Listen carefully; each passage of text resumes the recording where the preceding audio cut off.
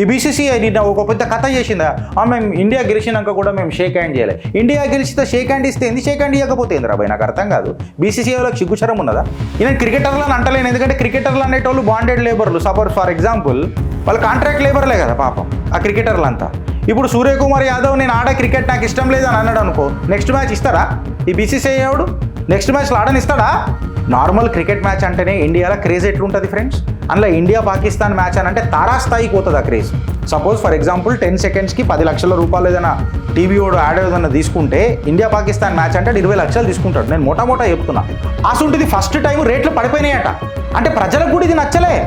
నా దేశానికి వచ్చి నా జగలర్ వేన్లను చీరుతానన్నంతో నేను ఆట ఆడతానా? ఈడ నేను మొన్న మెడల్ల మీద ఒక వీడియో చేసిన, గోల్డ్ మెడల్ వచ్చిన వాళ్ళు ఎట్లున్నారు, ఒలింపిక్లో పోయిన వాళ్ళు. అరే నీ అమ్మ, మనకు కూడా సిగ్గు శరాలు లేవు చూడనికే, వాళ్ళ జీవితాలు వద్దు మనకు. అదే వీడు ఈ హీరోయిన్ ఆ హీరోతో అఫేర్ చేసిండ్రు, ఇక్కడ ఆడ అదేనంటే టక్కన చూస్తాం, మనం టక్కన చూస్తాం. సిగ్గు శరాలు మనకు కూడా లేవు. మనకు సెన్సిబుల్ టాపిక్లు వద్దు, సెన్సేషన్ ఉన్న టాపిక్లు కావాలా. అలా పరిస్థితి ఏమున్నది? ఓ పెద్ద ఒక్క గోల్డ్ కొడతారు, ఒక గోల్డ్. నేను కించపరుస్తలేను, నాకు బాధ బాధ్యత అయి మాట్లాడుతున్నది ఇవాళ చిత్రగుప్తుల.